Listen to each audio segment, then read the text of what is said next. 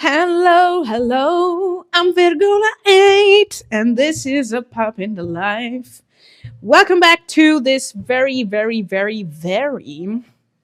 Monday episode of a Pup in the Life, where we start off by remembering something that is paramount that we overheard, and now I'm eating a cookie because I'm a good dog. Un biscottino? Un biscottino? Yes, I'm gonna have a cookie. Remembering something that is very important for all startup founders, and that we shall use as the closing moment of our holiday season. And we thought about making it go out tomorrow, but no, we want to remember what we're here for. Therefore, we are gonna just beat the shit out of everything. So last Friday, Mom found herself basically doing all of this first tiny week of cold reach outs to people whom she knows, or apparently, yeah, she knows, let's say first level contacts, just to ask one simple question. Do you know 3 people that might be interested in our funding round? And by doing this, if she talks to 1,000 people, she's gonna take approximately around 8 months, 7 to 8 months. She's gonna ask to those 1,000 people for other 3 names each. It's gonna make 3,000 people. It's gonna make 3,000 people to close a very tiny round with the minimum amount of 300K. Now, what does this mean? That if the 10% of those 300 people, of those 3,000, it's 300 people, puts 1,000 euros, or 1% puts,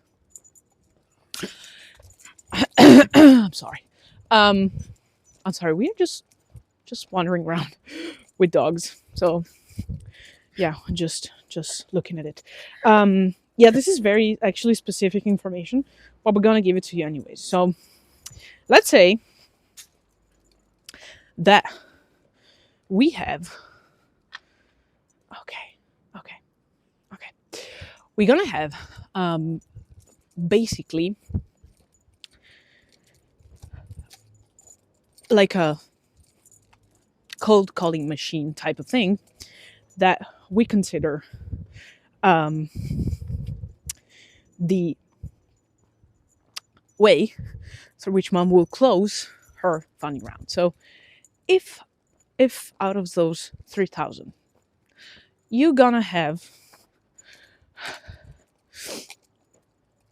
basically to raise 300K, and you're gonna think that out of those 3,000, there's gonna be 300 that will give you ball. It's gonna mean 1,000 euros each. Now, and remember, the basic ticket is 15K, okay? And if it's gonna be 15K, Mom just needs 20 people. Now, it's probably gonna be less. And so, why all this big numbers game?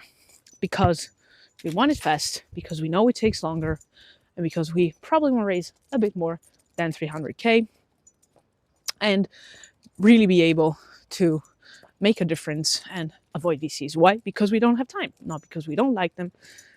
If there's any VC listening, guys, I don't despise you. We don't despise you. It's just a matter of opportunity cost and opportunity levels that we get out of your deals, which is like once in a lifetime, twice in a lifetime, 3 times in a lifetime for each startup. And to be honest, we don't have so much time right now focusing on the business. So why are we telling you all of that? Because it was the activity that Mom has performed that was probably going to be the topic of the podcast in the next coming weeks and months, because that's what she's going to do. Now, if she's good, she's going to close it by June. If she's not good enough, she's probably going to take it a bit longer. But truth of the matter is, we overheard in a podcast by Alex Ramosi that was saying something on the lines of the struggle is basically the meaning of it. So it's like there's no there's not a reason why we wouldn't consider the struggle part of that. Because the struggle is actually the journey. Now, the fact that you're not comfortable in something means you're actually growing. And this is what we're starting to remember every time mom grabs the phone. Like, oh my God, like another cold call? Like, yes, to people who know me, but it's kind of a cold call because some people you haven't talked like in years. And frankly, and in all honesty, you're going to find yourself just chatting with them, trying to ask them to introduce you to 3 people, trying to make your odds greater. And frankly, just being like this salesperson is kind of shitty, isn't it? And now part of that is also mom is for 2025 planning to find partners in Europe as well.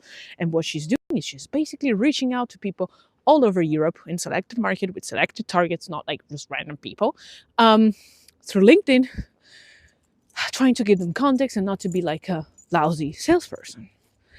Now, is this something that we like? Do we like seeing the runway of the startup just shortening, just like it happens in some moments in the life of a startup? Do we like having to fire people? Do we like trying to find a way to motivate people and to retain good people, even though the thing might not be going at full speed, just like sometimes happens because it's normal? No, we don't.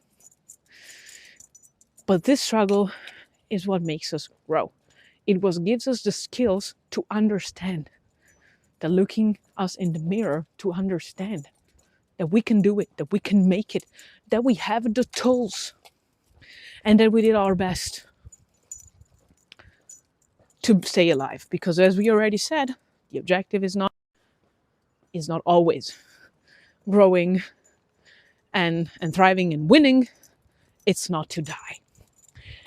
And I know this might sound harsh for anyone who is not in startup land.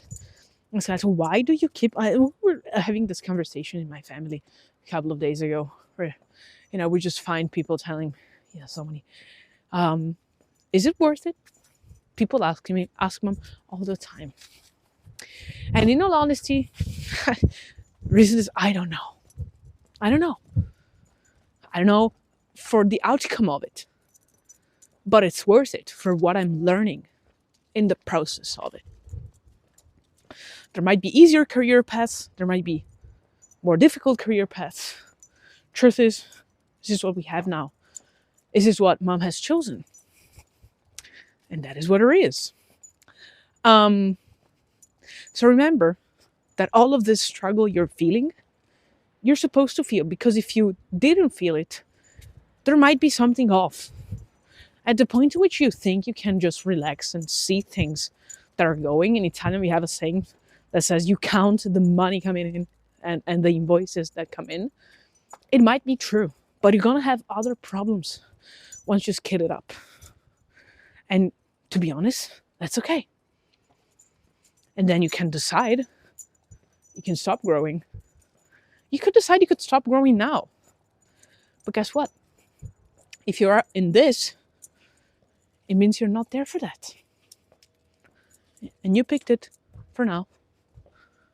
And you might change your mind. And it's totally fine to change your mind. But truth is, the struggle is the actual journey.